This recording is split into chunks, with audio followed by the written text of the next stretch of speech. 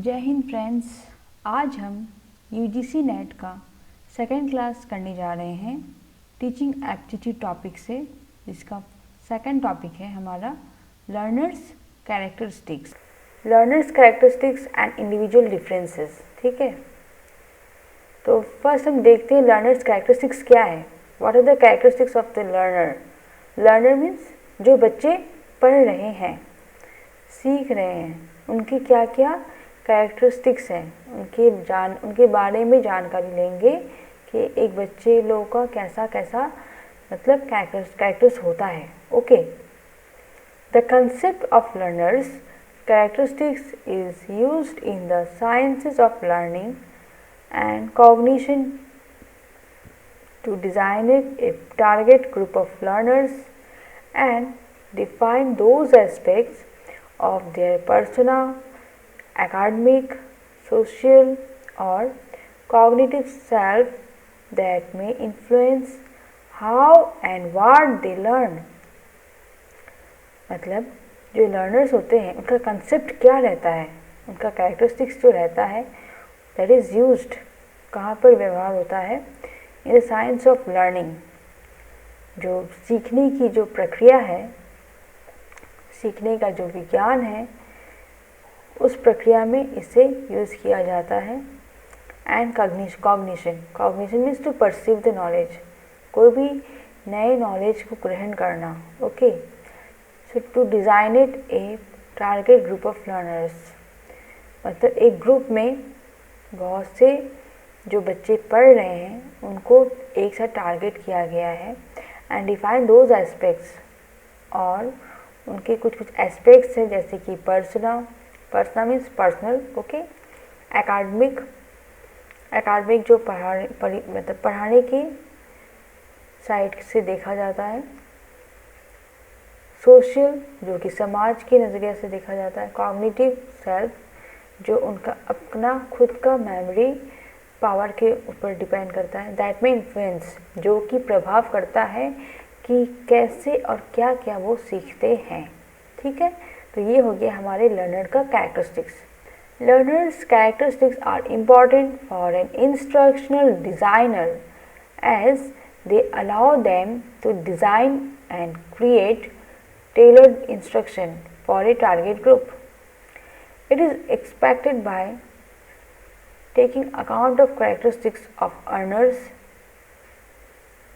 more efficient, effective and motivating instructional materials can be designed and developed। So learner का जो characteristic है वो बहुत ज़रूरी है।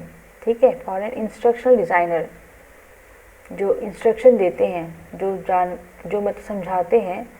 ओके, सो उनके लिए बहुत ज़रूरी है। एज दे अलाउ देम, क्योंकि वो क्या करते हैं, उन्हें अलाउ करते हैं कैसे उन्हें करना है, कैसे उन्हें सीखना है, कैसे उन्हें नए तरीके से बनाना है। ठीक है, for a target group. It is expected by taking account of characteristics of earners. इसे एक्सपेक्ट हमें कहाँ करते हैं, जो बच्चे जो सीख रहे हैं, ताकि जो वो सीख रहे हैं ना वो बहुत ज़्यादा उनके लिए फ़ायदेमंद हो, इफ़ेक्टिव हो और मोटिवेशन हो। मतलब मोटिवेशन मतलब बहुत ही ज़्यादा उनके लिए प्रभावात्मक हो, वो ज़्यादा बहुत मोटिवेट रहे, खुश रहे, सीख कर बहुत अच्छा मतलब फील करें और वो चीज़ उनके लाइफ में भी बहुत अच्छी तरह से यूज़ कर सकें। ठीक है, सो इस तरह से बनाया जाता है। Okay, learners characteristics can be personal, academic. उनका कैरेक्टरिस्टिक्स स्पेशली हमारा जो डिवाइड किया गया है उसका पहला पॉइंट है पर्सनल। तो मतलब पता ही है सबका अपना प्राइवेट ना। एकेडमिक जो कि पढ़ाई के नज़रिए से होता है। Social and emotional, social means सामाजिक, इमोशनल मीन्स भावनात्मक। कॉग्निटिव हो गया आपका मेमोरी से रिलेटेड हो जाएगा, परसीव करना नॉलेज को। ओके, अब हम फर्स्ट देखेंगे पर्सनल क्या है। तो पर्सनल कैरेक्टरिस्टिक डिफाइंस क्या करता है वो अभी हम देखेंगे। Personal characteristics often relate to demographic information such as age, gender, maturation, language, social, economic, cultural background and specific needs of a leader group, such as particular skills and disabilities for and or impairments to learning. Academic में characteristics में क्या क्या होता है देख लेते हैं. Academic characteristics are more education and or learning related, such as learning goals of an individual or a group, prior knowledge, educational type and educational level. Academic जो है मैंने ऑलरेडी आपको बताया हुआ, ये एजुकेशन से रिलेटेड रहेगा, एक बच्चे का लाइफ कैरियर. ओके, तो इसमें क्या होगा, इट इज़ मोर एजुकेशन और लर्निंग रिलेटेड, ये पढ़ाई से रिलेटेड रहता है एकेडमिक से. और इसमें लर्निंग गोल्स रहता है, उनका एम रहता है हमें ये सीखना है ना. और इस तरह से टोटली ये पढ़ाई से ही संबंधित है. ठीक है. सोशल एंड इमोशनल देखते हैं क्या है. Social and emotional characteristics related to the group और individual with respect to the group. Example of social and emotional characteristics are group structure, place of the individual within the group, sociability, self-image, feelings of self-efficiency and mode etc. So social emotional characteristics में क्या आ जाएगा हमारा, मैंने नाम से ही पता चल रहा है क्या हो सकता है, समाज से रिलेटेड हो सकता है ना, समाज से, भावना से. ओके, तो ये रिलेट किससे है, ग्रुप से है या फिर किसी इंडिविजुअल से है with respect to the group. मतलब कोई भी इंसान अपने ग्रुप के साथ किस तरह से व्यवहार कर रहा है, कैसे रह रहा है. ओके, इसी को ये सोशल बोलेंगे.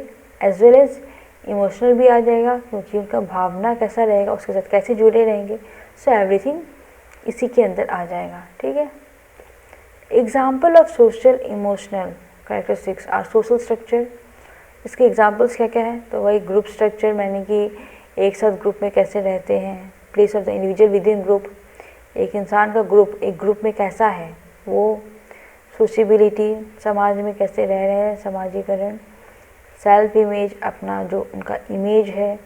Feelings of self efficiency and mode etcetera. So उनका खुद पर कितना उनका एफिशिएंट है, वो मोड है, सब चीज़ एवरीथिंग. फीलिंग क्या करता है, आपका सोशल एंड इमोशनल कैरेक्टरिस्टिक को डिफाइन करता है. ठीक है. Cognitive characteristics. कॉग्निटिव मीन्स मैंने ऑलरेडी बताया हुआ, परसेप्शन, कोई भी चीज़ को ग्रहण करना, ज्ञान को. So it is totally related with the memory, mental, यानी हमारे माइंड से रिलेटेड रहेगा ये point.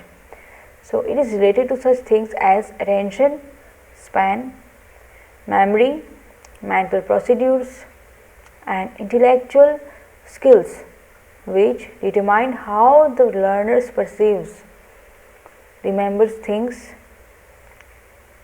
solves problems, organizes and represents information in her or his brain. So cognitive totally brain से related रहेगा. So इसमें पहले ही मैंने बता दिया था. तो ये क्या रिलेट करेगा, अटेंशन, आप कहाँ ध्यान दे रहे हैं, कितना लर्न कर रहे हैं, आपका सीखने का कैपेसिटी कितना है, प्रोसीड्यूर क्या है, आपका इंटेलेक्चुअल स्किल, आपकी जो कौशल है, मानसिक कौशल, ये सब आपको बताएगा कि आप कितना सीख सकते हैं. ओके, एक लर्नर कितना सीख सकता है, कितना वो याद कर सकता है, कैसे वो प्रॉब्लम सॉल्व कर सकता है, कितना हद तक. Okay, it organises and represents information in her brain, और उसके ब्रेन की कैपेसिटी बता सकता है कि वो कितना रिप्रेजेंट वो इंफॉर्मेशन गेन कर सकता है. Okay, so this is totally as a whole is called cognitive characteristics. अब हम कुछ कैरेक्टरिस्टिक्स देखते हैं एडोलेसेंट लर्नर का. Adolescence, as you know, it is in between the age 13 to 18 years. Okay, so इस बीच के एज को क्या बोलते हैं, एडोलेसेंस पीरियड बोलते हैं. एंड ऑलरेडी स्टैनली हॉल ने कहा है that adolescence is the period of storm and stress. हमने ऑलरेडी इसकी पढ़ाई की हुई है, हमें ये ऑलरेडी ये कहावत मिल चुकी है. ओके, आप लोगों को भी ज़रूर मिला होगा. सो अभी उसके कैरेक्टरिस्टिक्स के बारे में भी हम लोग देखेंगे. द कैरेक्टरिस्टिक्स मीन्स उनकी विशेषता. ओके, उनके बारे में जानकारी लेते हैं. The characteristics of adolescent learners can be explain in the following factors. So इनके बारे में देखते हैं क्या है? फर्स्ट है इनका फिज़िकल डेवलपमेंट। उनका फिज़िकल डेवलपमेंट होता है एडोलेसेंस पीरियड में। हमें पता ही है, हम देखते हैं जब बच्चे एडोलेसेंस पीरियड में होते हैं तो उनका फिज़िकल बहुत ज़्यादा ग्रोथ होता है ना। Restlessness and fatigue due to hormonal changes, a need for physical activity because of increased energy, developing sexual awareness, and often touching and bumping into others. A concern with changes in body size and shape, physical vulnerability resulting from poor health, dietary habits, or engaging in risky behaviors, bodily changes that may cause awkward, uncoordinated movements. So, in physical development, as we know, in adolescence period physically bodily changes occur, मतलब bodily changes आते हैं due to hormonal changes. इस as में hormonal changes बहुत होते हैं हर एक बच्चों में, इस वजह से बहुत सी चेंजेस आते हैं उनके लाइफ में, उनके फिजिकली में। Okay, intellectual development, moving from concrete to abstract thinking, an intense curiosity and a wide range of intellectual pursuit, few of which are sustained over the long term. High achievement when challenged and engaged, prefers active over passive learning experiences, interest in interacting with peers during learning activities, and ability to be self-reflective. Intellectual development में एक बच्चे का क्या क्या changes होता है, वो बच्चे जो हैं कंक्रीट में जाते हैं, moving from concrete to abstract, यानी कि जिसमें बच्चे इमेजिनेशन कर सकते हैं कि ऐसा हो सकता है। ऐसी बहुत सी चीज़ें हैं जिसे हमें इमेजिन करके करना होता है, समझना होता है। For example in maths 3D pictures like cone होता है ना, कोन हो गया, फिर स्फेयर हो गया, ऐसे बहुत सी इमेजेस जो कि मतलब 3D पिक्चर्स हैं, ठीक है। फिर में सिलेंडर हो गया, इन सब के प्रॉब्लम्स जो हमें सॉल्व करते हैं मैथ्स में, तो ये सब क्या है, एब्स्ट्रैक्ट थिंकिंग है। इसे हम रियल में देखकर मतलब एक्चुअली बच्चों को समझा नहीं सकते हैं, ठीक है। तो इस एडोलेसेंस पीरियड में बच्चों को जब मैथमेटिकली हम लोग इसे सॉल्व कराते हैं ना, तो इन्हें 3D पिक्चर्स को हमें समझाना पड़ता है, जो कि वो समझते हैं इमेजिनेशन, ओके, थ्रू इमेजिनेशन, ना कि रियल, क्योंकि हम इसे रियलिटी कैसे दिखा सकेंगे ना, यहाँ का इमेज दिख रहा है, पीछे का इमेज कैसे दिखाएंगे, इट्स इम्पॉसिबल, है ना। तो ये 3D इमेजेस है, तो इसे हम 3 डायमेंशनल है, सो इसे हम इजीली अच्छे से नहीं दिखा सकते हैं, लेकिन बच्चों को एब्स्ट्रैक्ट नॉलेज दिया जाता है कि ऐसा होता है, इसके पीछे ऐसा रहेगा शेप, और इस तरह से हमें इस क्वेश्चन को ऐसे सॉल्व करना है, जैसे एरिया निकालना हुआ, वॉल्यूम निकालना हुआ, कुछ भी हुआ। तो इसे मैंने एग्जाम्पल दिया एक्चुअली कि हमारे एकेडमिक सेशन में एक एडोलेसेंस पीरियड में बच्चों को क्या क्या फेस करना पड़ता है जब वो कॉन्क्रीट से एब्स्ट्रैक्ट में जाते हैं। पहले तो बच्चों को रियल चीज़ दिखाया जाता है कि ये आम है, ये एप्पल है ना। फिर धीरे धीरे उन्हें उस प्रोसेस से ले जाकर हमें एब्स्ट्रैक्ट थिंकिंग में ले जाया जाता है ना, जो कि हमारे पियाजे का 4 मोटर्स था ना, 4 स्टेप्स है पियाजे का, उसी में का लास्ट वाला है एब्स्ट्रैक्ट थिंकिंग वाला, ठीक है। फिर उनमें क्या क्या कैरेक्टरिस्टिक्स रहते हैं इंटेलेक्चुअल में, तो वो देखते हैं। उनमें बहुत क्यूरियोसिटी रहती है कोई भी चीज़ जानने की, इंटेलेक्चुअल एम रहता है कि हाँ ये मुझे करना है लाइफ में, ओके।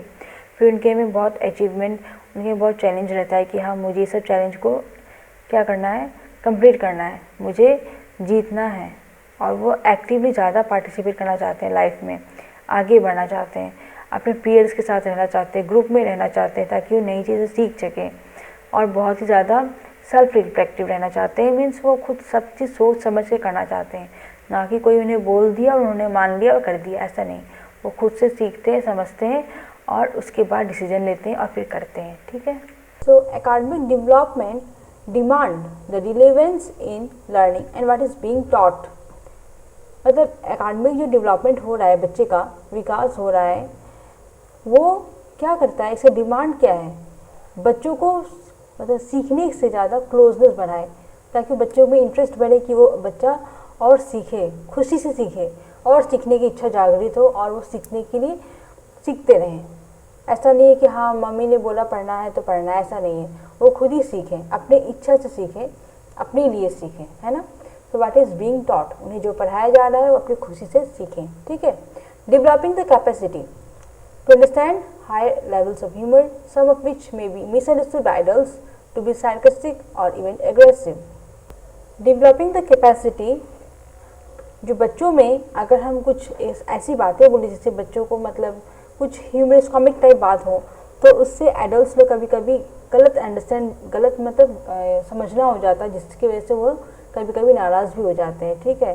सो उसमें वो कैपेसिटी आ जाए उस बातों को समझने की कि ये मतलब सही है, मजाक है, कुछ गलत नहीं है। तो सब कैपेसिटी कौन लाता है? हमारे एकेडमिक डेवलपमेंट की होने की वजह से ये सब कैपेसिटी आ जाता है एक बच्चे में, ठीक है।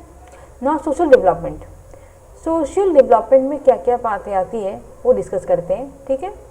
Experimenting with ways of talking and acting as part of searching for social position with peers, exploring questions of racial and ethnic identity and seeking peers who share the same background.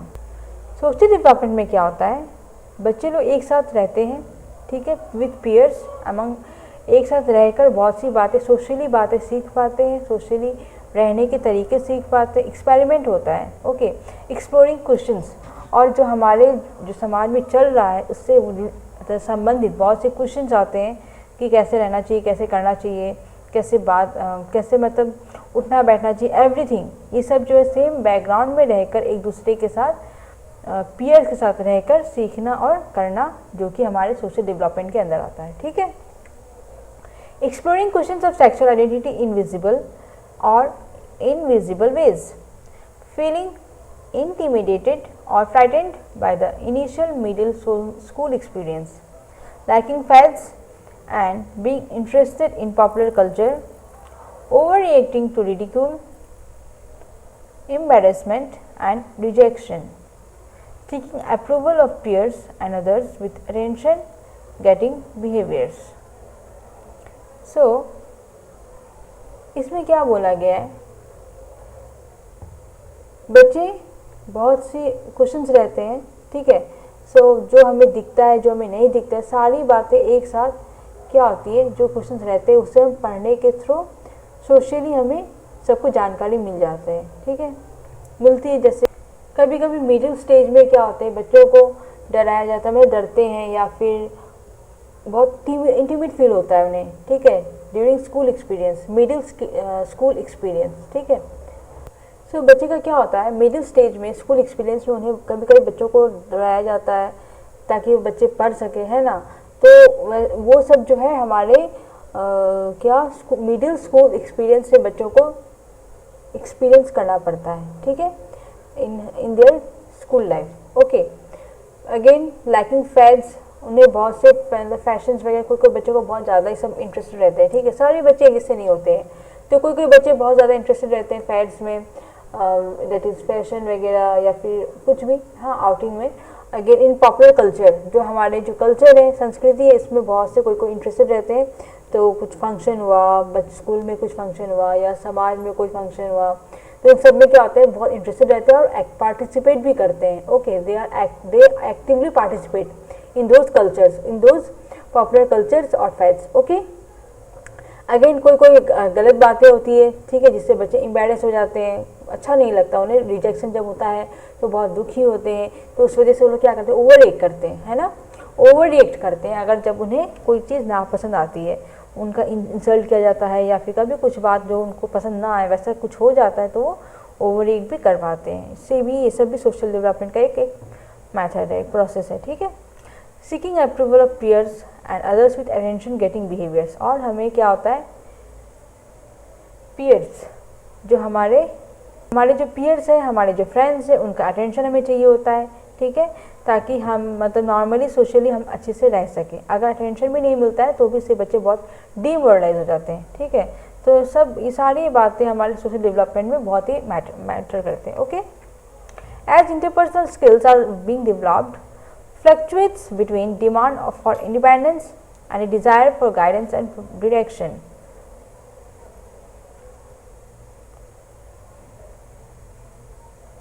सो इस stage में क्या होता है, बच्चे जो interpersonal skills, इसमें अंदर में बहुत सारे स्किल्स होते हैं, है ना। कौशल जो एक इंसान में एक कौशल नहीं होता है ना, बहुत सारे कौशल होते हैं, तब जाकर मिलकर एक बच्चा पूरी तरीके से बहुत इंटेलेक्ट बच्चा कहलाता है ना। मेंटली हुआ, फिजिकली हुआ, मोरली हुआ, सोशली हुआ, इमोशनली हुआ, तो सारे फैक्टर्स एक साथ क्या करते हैं, उनका जो स्किल्स को डेवलप करता है। ओके, तो क्या होता है इससे, वो अपने एक समय में उनमें ऐसा होता है कि वो खुद से अपनी सारी बातें खुद से करना चाहते हैं, अपने फैसले खुद से लेना चाहते हैं। तो इस वजह से उनके बीच में फ्लक्चुएशन होने लगता है, demand for independence and A desire for guidance. Again guidance की भी ज़रूरत है, अगेन वो खुद चाहते भी है कि हम खुद से करें, इस टाइप के बीच में उन लोग फंस जाते हैं। ठीक, ऐसा केसेस बीच में अराइज होता है एक समय में बच्चों में। ठीक है, so our next point is emotional and psychological development. Emotional psychological development में क्या होता है, mood swings marked by peaks of intensity and by unpredictability, needing to release energy with sudden outburst of activity, a desire to become independent.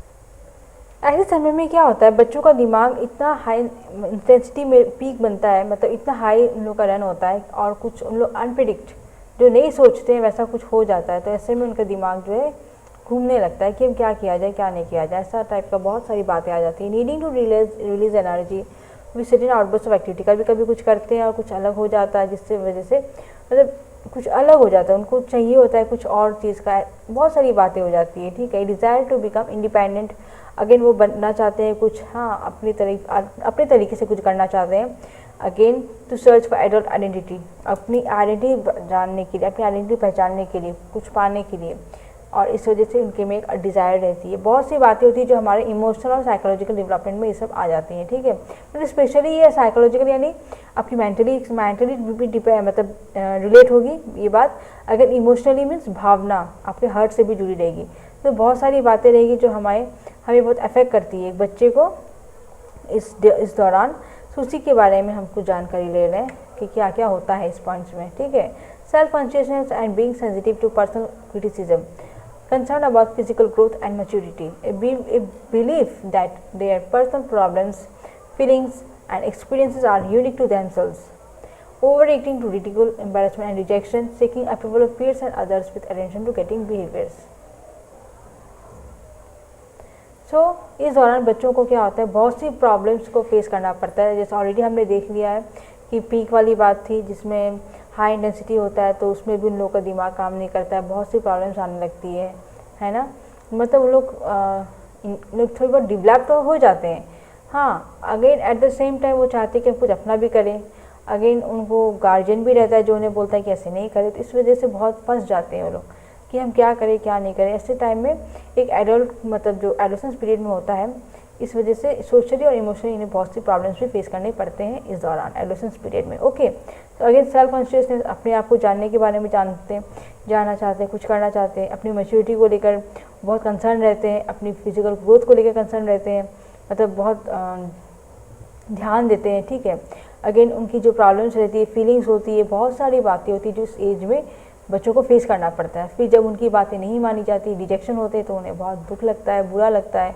अगर eight the same time उन्हें अपनी जो behaviour, अपने जो पीयर्स है उनका भी अटेंशन चाहिए होता है। मतलब बहुत सारी बातें होती है सोशली जो उन्हें बाहर में भी फेस करना पड़ता है, घर के अंदर भी फेस करना पड़ता है, at the same time in the school also.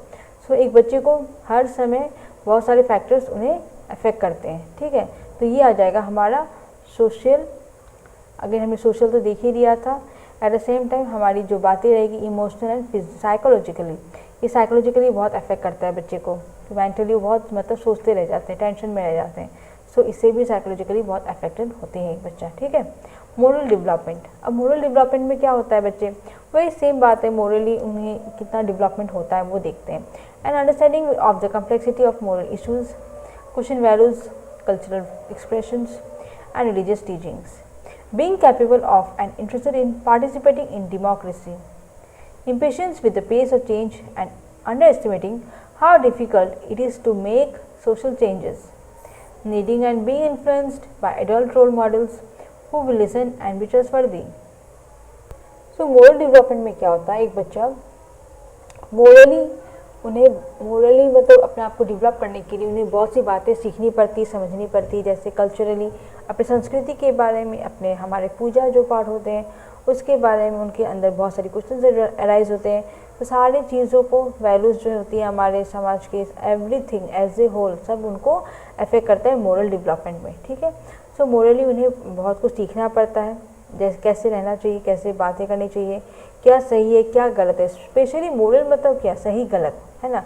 तो मोरल में हमें सही चीज़ को अर्जित इस तरह से बच्चे को क्या होता है, मोरल डेवलपमेंट होता है, ठीक है। सारी बातें ध्यान देनी पड़ती है ताकि बच्चा राइट वे में जाए, not in wrong way, okay. इस तरह से नेक्स्ट हमारा है being capable of and interested in participating democracy. Democracy जो है of the people by the people, only government को लेकर नहीं, एनी हमारी जो लाइफ में भी होता है डेमोक्रेसी, ताकि बच्चे खुद से सब कुछ पार्टिसिपेट कर सकें, खुद से ध्यान दे सकें, खुद से एक्टिवली पार्टिसिपेट कर सकें, रोल मतलब प्ले कर सकें। उनको जो इंटरेस्ट रहता है उनमें कैपेसिटी आनी पड़ती है, एवरीथिंग सब कुछ बहुत मैटर करता है। Impatience with the pace of change, जो कि हमारे साथ चेंजेस होती रहती है, हर समय चेंजेस आती रहती है ना, तो उसके साथ उन्हें बने रहना होता है, इम्पेशेंस नहीं होना है। जैसे and under estimating how difficult, और अगेन जो सोशल चेंजेस हो रहे हैं उसके साथ अपने आप को मिला कर रखना, लेकिन उसमें भी बहुत बच्चे नहीं कर पाते, अंडर एस्टिमेट हो जाते हैं और उसके लिए बहुत डिफिकल्ट हो जाता है उस चेंज के साथ मिलना, उस चेंज के साथ चलना। Needing and being influenced by adult role models, again वो जो इन्फ्लुएंस होते हैं, किसी से बहुत प्रभावित होते हैं, एडल्ट रोल मॉडल जो जिनको वो अपना रोल मॉडल बना लेते हैं, ठीक है, जिसको अपना आदर्श बना लेते हैं, उससे बहुत इन्फ्लुएंस होते हैं और उनकी ज़रूरत होती है ताकि वो भी उसको फॉलो कर सके और वैसे ही जा सके, ठीक है। Relying on parents and important adults for advice but wanting to make their own decisions, judging others quickly but acknowledging one's own faults slowly, show compassion and are vocal for those. So relying on parents and important adults for advice but wanting to make their own decisions, बच्चे क्या होते हैं अपने parents को भी follow भी करना चाहते हैं, एट द सेम टाइम उन्हें एडवाइस भी लेना है, हाँ, for from important adults, again eight the same time उन्हें क्या करना है, अपने डिसीजन भी बनाना है खुद से, हाँ, wanting to make their own decision, अपना खुद अपने तरीके से डिसाइड करना चाहते हैं कि उनके लिए क्या सही रहेगा। फर्स्ट पहले वो सुनना चाहते हैं कि एक्चुअली होना क्या चाहिए, हमें करना क्या चाहिए, बट फॉलो करते हैं अपने ही प्रिंसिपल को, ठीक है। जजिंग अदर्स क्विकली, अपने दूसरों को बहुत जल्दी जज कर लेते हैं, बट अपने आप को थोड़ा धीरे, ओके, जैसे अपनी गलती हो भी गई तो धीरे धीरे वो करेंगे, बट दूसरों को बहुत जल्दी जज कर लेंगे। Again show compassion and are vocal for those who are downtrodden और suffering and have special concern for animals and environmental issues, उन्हें बहुत सिंपैथी रहती है, ठीक है। कंपेशन मीन्स व्हाट, सिंपैथी, दया रहती है, and are vocal for those who are downtrodden और सफरिंग, मतलब जो और किसके लिए ज़्यादा मतलब दया दिखाते हैं, जो कि मतलब बहुत ज़्यादा प्रॉब्लम में है, ठीक है, बहुत जिसे मतलब मिसट्रीट किया जा रहा है, मिसबिहेव किया जा रहा है जिसके साथ, और उनके लिए स्पेशली उनका कंसर्न रहता है फॉर एनिमल्स, जानवरों के प्रति उनके लिए बहुत ज़्यादा ध्यान रहता है, कंसर्न रहता है, एंड एनवायरमेंटल इशूज़, जो हमारे एनवायरमेंट में कुछ प्रॉब्लम्स अगर हो रही है तो क्या प्रॉब्लम्स है उनके बारे में देखना है, जानना है और सॉल्व करने की कोशिश करते हैं, ठीक है। तो ये these are the moral development factors, okay. Now characteristics of adult learners, adult learners के कैरेक्टरिस्टिक्स क्या क्या होते हैं। So first point is problem countered, seek educational solutions, problem countered, seek educational solutions. So adult learners में पहला point क्या दिया हुआ है, प्रॉब्लम काउंटर्ड, मतलब प्रॉब्लम को सॉल्व करना है, जैसे घोड़े के साथ जैसे मतलब स्पीड मेंटेन किया जाता है ना, सेम वे प्रॉब्लम को हमें उसी स्पीड में सॉल्व करना है। सीक एजुकेशन सॉल्यूशंस, जो एजुकेशन हमें प्रॉब्लम जितने भी आते हैं उन्हें सॉल्व करना है। Results oriented, have specific results in mind for education. Self directed, typically not dependent on others for direction, often skeptical about new information, prefer to try it out before accepting it. Seek educational that relates or applies directly to their perceived needs, that is timely and appropriate for their current lives. Accept responsibility for their own learning if learning is perceived as timely and appropriate. So ये result oriented होता है। ये जो हमारा जो adult learners है इनका जो कुछ पॉइंट्स है जो हम देख रहे हैं। सो एडल्ट लर्नर्स का क्या होता है, वो लोग बहुत ही मतलब गोल ओरिएंटेड होते हैं कि हाँ हमें ये चीज़ पाना है, ठीक है, उनके दिमाग में सब चीज़ रहता है कि हमें रिज़ल्ट अच्छा करना है, उनका मतलब पढ़ाई को लेकर वो बहुत कंसर्न रहते हैं, ठीक है। अगेन सेल्फ डायरेक्टेड, अपनी तरह से करना चाहते हैं, अपनी तरह से चलना चाहते हैं, अपने तरीके से मतलब रहना चाहते हैं, नॉट डिपेंडेंट ऑन अदर्स, ताकि उन्हें कोई दूसरा उन्हें मतलब ये ना करे, डायरेक्शन ना बताए कि हाँ ऐसा करना है वैसा करना है। They want to direct themselves, okay, अपने आप को खुद चलाना चाहते हैं, ना कि दूसरे के ऊपर निर्भर होकर, ठीक है। Often skeptical about new information, prefer to try it out before accepting. Often skeptical means कोई भी न्यू इन्फॉर्मेशन अगर उनको मिलती है तो थोड़ी बहुत कन्फ्यूज रहते हैं, ठीक है। Prefer to try it out before accepting it, so उससे जल्दी वो मतलब ग्रहण नहीं करना चाहते, पहले सोचते हैं कि देख ले, जानकारी ले ले, वेदर इट इज़ राइट और रॉन्ग, उसके बाद उसे एक्सेप्ट करेंगे। वैसे एक्चुअली ये एज ही ऐसा है जिसमें बच्चे खुद अपने दिमाग को बहुत ज़्यादा लगाते हैं, इसे कहते हैं मोस्ट थॉटफुल लेवल, ओके। तो इस लेवल में ऑलरेडी बच्चे बहुत सोच समझ कर कुछ भी चीज़ लेते हैं, ग्रहण करते हैं और फिर अप्लाई करते हैं, ठीक है। Seek education that relates or applies directly to their perceived needs, that is timely and appropriate for their current lives. Education की ज़रूरत होती है, ठीक है। एजुकेशन जो पढ़ाई है उन्हें ज़रूरत होती है दैट रिलेट्स, जो कि उन्हें संबंधित कराती है किससे, जो उन्होंने सीखा है और जो कि उनकी लाइफ में चल रहा है, ठीक है, उसके साथ उन्हें एक संबंध करा देती है बहुत ईजीली, ताकि वो अपनी लाइफ को रन कर सके। सो पढ़ाई उनकी लाइफ में भी बहुत ज़्यादा काम आती है to run their life smoothly, okay. Accept responsibility for the own learning, अपनी जो खुशी से अपनी जो सीखना है, जो जानना है, उससे अपने रिस्पॉन्सिबिलिटी से वो पढ़ना चाहते हैं, ना कि कोई उन्हें फोर्स करे। If learning is perceived as timely and appropriate, अगर समय पे बच्चा सीख ले बहुत appropriately, then it will be very much helpful for the people. Individual differences, individual differences अभी तक हमने एडल्ट लर्नर्स के बारे में कैरेक्टरिस्टिक्स देखा ना, और अगेन उससे पहले हमने बहुत से डेवलपमेंट फैक्टर्स देखे थे। सो अब हम देखेंगे individual factors, individual differences. So individual differences actually word से पता चला, इंडिविजुअल मीन्स हर एक अलग अलग इंसान के बारे में बता रहा है, डिफरेंस मीन्स अलग है। तो हम जानते हैं कि हर एक बच्चा एक दूसरे से अलग होता है, कोई भी सेम नहीं होता है, ठीक है। तो इसमें क्या क्या हमें जानने को मिलेगा अभी हम स्टडी करते हैं, ठीक है। Individual differences are found in all psychological characteristics, physical, mental abilities, knowledge, habit, personality and character traits. So individual difference जो है एक बच्चे का, individual difference जो है एक बच्चे मीन्स बट अगर हम बहुत सारे बच्चों को अगर स्टडी करें तो सब बच्चे एक दूसरे से अलग होते हैं, जैसा कि मैंने अभी जस्ट बताया था। सो मेंटली सबका कैपेसिटी अलग होता है, कोई एक बच्चा एक प्रॉब्लम को सॉल्व कर सकता है, same way at the same time दूसरा बच्चा उस प्रॉब्लम को सॉल्व नहीं कर सकता है, बिकॉज इट अगेन बहुत सारे मैटर्स आ जाते हैं, जैसे आई क्यू मैटर आ जाता है, आई क्यू मैटर करता है, जैसे इंटेलिजेंस जो होता है बच्चों का, कभी कभी किसी का कम रहता है, किसी का ज़्यादा रहता है। आईक्यू लेवल की वजह से बच्चों का इंटेलिजेंस लेवल हम बता कर सकते हैं, ठीक है, जो कि विनय ने बताया था। तो इस तरह से हम बता कर सकते हैं कि कैरेक्टरिस्टिक्स जो है हर एक बच्चे का आईक्यू क्या है अलग होता है। नॉलेज जो ज्ञान होता है अर्जित करने का capacity, that is also different for all the peoples. Again habit, सबके बच्चों का हैबिट अलग होता है। पर्सनैलिटी सबकी अलग होती है, किसी का भी सेम पर्सनैलिटी आपको देखने को नहीं मिलेगा, कोई छोटा, कोई कम बोलता है, कोई ज़्यादा बोलता है, कोई ज़्यादा हंसता है, कोई चुप रहता है, मतलब हर सबके बच्चों की पर्सनैलिटी जो है आपको अलग अलग देखने को मिलेगा। ओके, अगेन कैरेक्टर ट्राइट्स, सबका कैरेक्टर्स भी अलग होता है, किसी का कैरेक्टर्स आप एक जैसे नहीं बोल सकते हो, सबके डिस्टिंग्विश होते हैं, कैरेक्टर्स अलग अलग होते हैं, ठीक है। तो ये टोटली हम एक साथ क्या कह सकते हैं, इसको एक इंडिविजुअल डिफरेंस के नाम पे दे सकते हैं। ये हर बच्चों का क्या होता है, इंडिविजुअल डिफरेंस होता है, सब बच्चे एक जैसे नहीं होते हैं, मेंटली फिजिकली सब बच्चों का अलग अलग होता है, ठीक है। Psychology of individual differences largely the study of group differences. This study classifies individuals by age, tribes, sex, race, social class and so on, and observes the differences within and between those groups. Physical, mental, social and cultural differences etc. are being studied under individual differences. So according to John P. D. Ciso, इन्होंने क्या कहा है, according to John ने बहुत अच्छी बातें कही हैं हमारे इंडिविजुअल डिफरेंसेस के बारे में, दैट साइकोलॉजी जो है हर एक बच्चों का, सबका अपना अपना साइकोलॉजी होता है ना, किसी साइकोलॉजी कोई ज़्यादा सोचता है, कोई कम सोचता है। सो जिसका जो सोचने की कैपेसिटी है, that is largely the study of group differences. अगर हम ग्रुप में देखें बच्चे बहुत एक दूसरे अलग होते हैं, सबका स्टडी अगर किया जाए तो that is the individual difference okay in psychologically.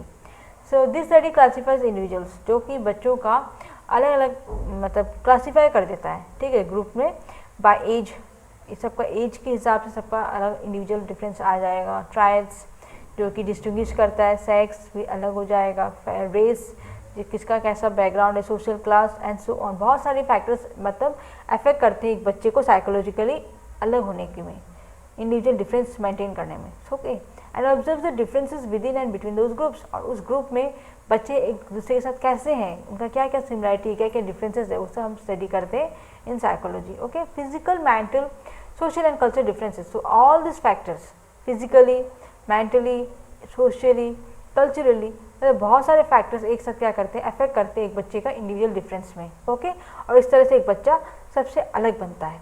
These are being studied under individual differences. So ये सब पॉइंट्स हमारे क्या होते हैं, इंडिविजुअल डिफरेंस में हम पढ़ते हैं बच्चों को स्टडी करने के लिए कि ये बच्चा कैसा है, इसका IQ कैसा है, ये बच्चा का बिहेवियर कैसा है, ये बच्चा का सोशल कैसा नेचर है, ओके, मेंटली कितना आगे है, कितना पीछे है, फिजिकली कैसा इसका ग्रोथ है, एवरीथिंग, कल्चरली इसका क्या बैकग्राउंड है, एवरीथिंग उसमें देखा जाता है, तब जाकर हम एक individual difference study. According to Skinner, today we think of individual differences as including any miserable aspect of the total personality. It is clear from this definition of individual differences that is comprehends every aspect of human personality which is in some manner miserable. तो Skinner क्या कहते हैं, Skinner psychologist, उनका क्या कहना है, today we think of individual differences, आज हम जो इंडिविजुअल डिफरेंस के बारे में सोच रहे हैं, समझ रहे हैं, है ना, it includes all the miserable aspects, जो भी हम मेजर कर सकते हैं एक बच्चे में, that is of the total personality. So सब एक साथ मिलाकर क्या होता है, पर्सनैलिटी में आ जाता है। सो उस पर्सनैलिटी को जब मेजर करते हैं, that is the individual difference. Okay, it is clear from this definition, और इस डेफिनेशन से हमें पता चलता है of individual differences that it comprehends every aspect of human personality. जो इंडिविजुअल डिफरेंस है टोटली क्या करता है, एक बच्चे का, एक इंसान का टोटल पर्सनैलिटी को क्या करता है, कंप्रीहेंड करता है, बताता है, which is in some manner miserable, जो कि हम कभी कभी जो कि हम क्या कर सकते हैं, मेज़र कर सकते हैं, बता सकते हैं कि हाँ ये ऐसा है, ये इतना अच्छा है, ये इतना ख़राब है ना, मेज़र करके बता सकते हैं कि इसका IQ कैसा है, इसका फिजिकल ग्रोथ कितना है, इसका सोशल डेवलपमेंट कैसा है, मोरल डेवलपमेंट कैसा है, इमोशनली कैसा है, एवरीथिंग मतलब मेज़र करके हम पर्सनैलिटी को बता सकते हैं कि इसका पर्सनैलिटी में इस टाइप का मतलब मेजरमेंट हो सकता है, जिससे हम बोल सकते हैं कि हाँ इसका इंडिविजुअल डिफरेंस जो है काफ़ी अच्छा है, ये बच्चों से एक दूसरे से बहुत ही अच्छा ये बच्चा कहलाएगा। इस तरह से हम मेजर करके बता सकते हैं कि वेदर इट इज़ गुड और bad. Okay, individual differences can be categorised on the following factors. Individual differences में बहुत सारे कैटेगराइज्ड है, जो कि क्या क्या है अभी हम देखते हैं। फिजिकल अपीयरेंस, बच्चा कैसे दिखता है, ओके, फिजिकली उनका अपीयरेंस जो होता है, that is the first factor. Again intelligence, जो कि मैंने अभी जस्ट बताया, IQ। अगेन एटीट्यूड, किसका कैसा एटीट्यूड रहता है बिहेवियर बोलते वक्त। अचीवमेंट, हो कितना अचीव कर पाता है, it has been found through achievement that test that individuals differ in their achievement abilities. These differences are very much visible in reading, writing and learning mathematics. So achievement, वो बच्चा कितना achieve करता है test में, ठीक है, जो भी उनका टेस्ट लिया जाता है उसमें वो बच्चा कितना अपनी एबिलिटी के द्वारा, अपनी काबिलियत के द्वारा कितना अचीव करता है, कितना सफल होता है, दैट इज़ अचीवमेंट। ओके, और ये जो है सारे बच्चों का अलग अलग होगा। अगर हम बच्चे को पढ़ने देंगे, कोई बच्चा अलग तरीके से पढ़ेगा, कोई बहुत अच्छे से पढ़ेगा, कोई रुक रुक के पढ़ेगा, कोई बहुत स्मूथली पढ़ेगा, ठीक है, किसी की आवाज़ बहुत धीरे आएगी, किसी की बहुत आवाज़ ज़ोर ज़ोर से आएगी। सो ये सब इंडिविजुअल डिफरेंस हमें बताता है, ठीक है। राइटिंग, सबकी राइटिंग अलग होगी, कोई बहुत सुंदर लिखेगा, कोई सीधा लिखेगा, कोई टेढ़ा लिखेगा, कोई उल्टा पुल्टा लिखेगा, कोई छोड़ छोड़ कर लिखता है, कोई अच्छे से कंटिन्यू लिखता है, बहुत सारे बच्चों का अलग अलग सब कुछ होता है। So that is also individual difference of the writing of the individual. Okay, and learning mathematics, और बच्चे मैथ्स को कैसे ग्रहण करते हैं, सीखना, so that also comes in the achievement factor of the individual. Okay, next motor ability. Motor ability means जो motor जो आपका होता है रिएक्शन, दैट इज़ हाथ पैर जितना हम हिलाते हैं, दिमाग शरीर जो भी है, तो ये सब हमारे किस में आ जाता है, मोटर एबिलिटी में आ जाता है। ओके, नेक्स्ट सेक्स, जो कि हमारे फीमेल मेल टोटली सब में आ जाते हैं, जो कि फैक्टर अफेक्ट करता है एक इंडिविजुअल डिफरेंस के लिए। ओके, रेशियल डिफरेंसेस, सबका फैमिली बैकग्राउंड जो रेशियल है वो सब अलग अलग होता है, so that also affects the individual difference. Next, economic status, एक बच्चे का इकोनॉमिक स्टेटस कैसा रहता है, उसके फादर मदर उनका फैमिली का कितना इकोनॉमिक कितने वो आगे हैं, इकोनॉमिकली पीछे हैं, इस तरह से भी उनका अफेक्ट करता है individual difference. Okay, next is interest. उनका इंटरेस्ट किस में रहता है, कैसा रहता है, वो भी डिपेंड करता है, जो कि हमारे इंडिविजुअल डिफरेंस को बताता है कि कैसा हो सकता है। ओके, किसी का इंटरेस्ट खाने में होता है, किसी का इंटरेस्ट पढ़ने में होता है, किसी का इंटरेस्ट खाना बनाने में होता है, किसी का इंटरेस्ट खेल में होता है। सो सबके अलग अलग होते हैं, कोई म्यूजिक ज़्यादा पसंद करते हैं, कोई डांस ज़्यादा पसंद करते हैं। So interest is also the one of the factor of individual differences. Okay, next is emotion. Emotion भी बहुत मैटर करता है। सब बच्चे एक जैसे नहीं होते हैं, सब बच्चे एक जैसा सोच नहीं सकते हैं, सबकी इमोशंस भी अलग अलग होती है। Okay, and next is personality. So as a totally सब हम एक दूसरे को एक साथ लेकर क्या कह सकते हैं कि इसका पर्सनैलिटी जो है सबसे अलग है ना। तो पर्सनली मेजर करना दैट मीन्स इंडिविजुअल मेजर करना, ठीक है। So this all are the factors of the individual differences. So अभी तक हमने आज का क्लास में हमने जो पढ़ा था टीचिंग एप्टीट्यूड, उसमें हमने फर्स्ट टॉपिक जो स्टार्ट किया था, आज हमने बहुत से पॉइंट्स डिस्कस किए हैं, ठीक है। जैसे कि हमने स्टार्टिंग किया था learners aptitude, learners characteristics and individual differences. So learners characteristics के अपने हमने बहुत सारे कैरेक्टरिस्टिक्स, बहुत सारे पॉइंट्स पढ़े, सोशल, इमोशनल, साइकोलॉजिकल, बहुत से फैक्टर्स थे, ठीक है, हमने सब पढ़ी। नेक्स्ट इंडिविजुअल डिफरेंसेस, इसके कितने के फैक्टर्स है सारे हमने देखे। और अभी मैं और आपको next according to topic wise मैं आपको कवर कराती रहूँगी एंड इससे रिलेटेड मैं आपको MCQ भी प्रोवाइड करूँगी। सो आप तब तक हमसे बने रहिएगा, हमारे वीडियोस को लाइक एंड शेयर करते रहिएगा, सब्सक्राइब करिएगा और कमेंट करना नहीं भूलिएगा। Thank you.